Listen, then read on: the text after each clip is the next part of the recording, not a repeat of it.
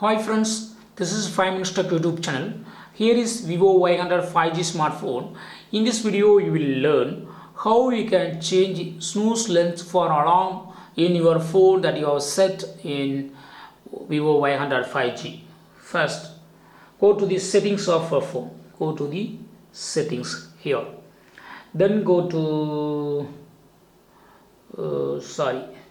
don't go to the settings, just go to the home screen and click on clock icon, and here I have set 5 a.m.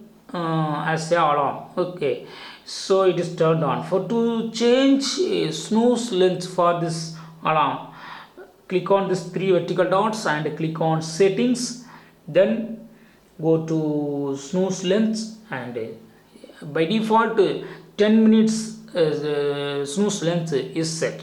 If you want to increase snooze length, yes, you can increase to 11 minutes or whatever, maybe up to 30 minutes you can choose. Okay, so choose between the available options for increasing or decreasing snooze length for your alarm in your phone Vivo Y100 5G. That's all friends, thanks for watching, bye.